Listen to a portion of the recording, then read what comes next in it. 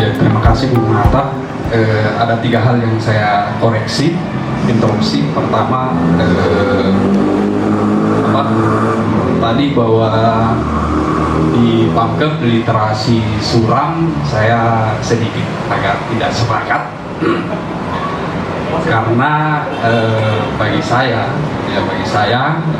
melihat produktivitas dan karya pasar senior khususnya kayak Daus, kemudian Pak Daudi, kemudian Eta Adil, lalu juga almarhum misalnya Asdarudin, dan di masa ke masa kita selalu punya generasi.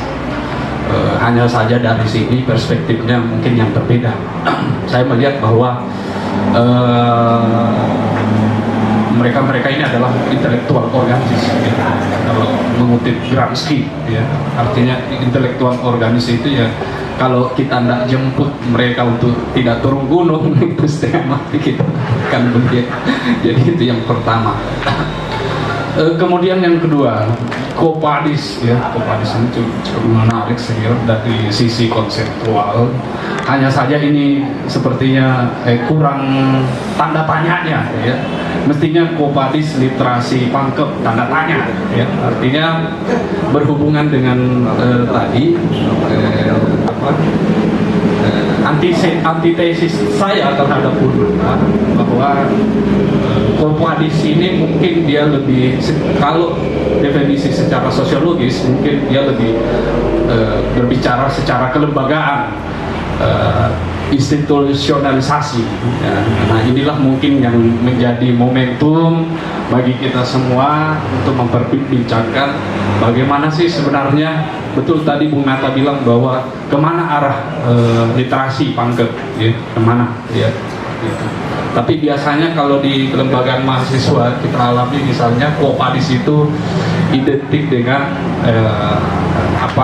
rancangan, ya, konsep mau dibawa kemana misalnya satu lembaga. Quo Vadis ini sebenarnya bahasa Latin, itu diambil dari petikan atau bagian apokrif kisah Petrus ketika Petrus bilang ke Yesus, ya. Jadi saya pikir kita tidak harus anti cerita-cerita Kristus ini kan memang dari sana asalnya. Dia bilang bahwa penio Roman interi stratification, aku hendak kembali ke Roma untuk disalibkan kembali. Jadi bagaimana Petrus ini dalam tradisi kekristenan itu merupakan rasul pertama. Saya tidak sepakat sepenuhnya kalau Quo Vadis ini dimaknai hanya sekedar mau kemana. Justru saya tertarik untuk menguliti lebih jauh bahwa Quo Vadis ini bukan berarti mau kemana saja, maksudnya literasinya mau kemana. Secara sosiologis ataupun ini historis, saya justru melihat ke depan dan ke belakang. Dalam artian apa? Ini Quo Vadis ini bagi saya adalah upaya reflektif untuk melihat, ya, sejauh mana dan mau kemana. Inilah yang menurut saya, inilah yang mungkin dibungkus menjadi satu tema Quo Vadis literasi Pangkep. Dalam kamus teman-teman penulis eseis atau pegiat penerbitan atau apa saja, mungkin ini fungsi yang paling sentral dalam dunia literasi.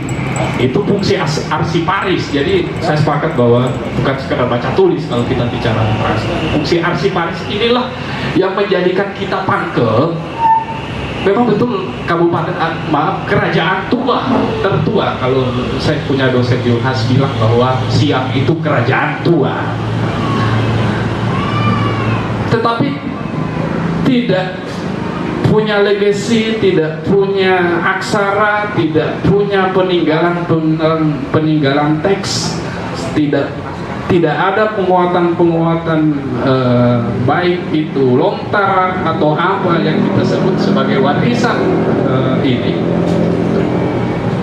Nah, dari sisi itu mungkin kita bisa ini reflektif bahwa ternyata literasi itu penting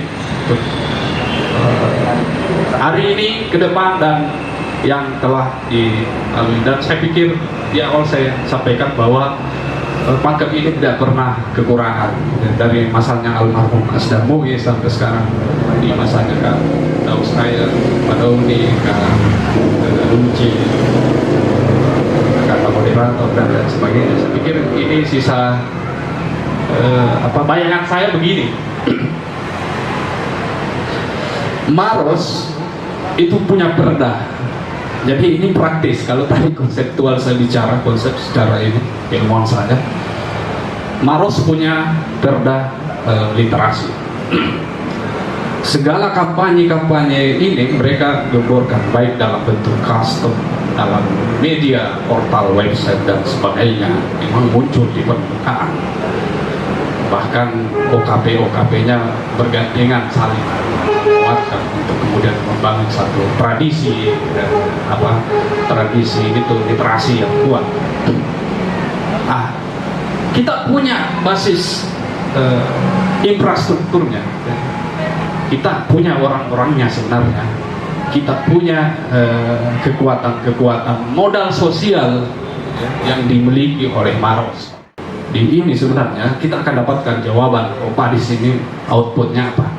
Itu terserah kita, praktis, konseptual, atau kultural, gerakan kultural.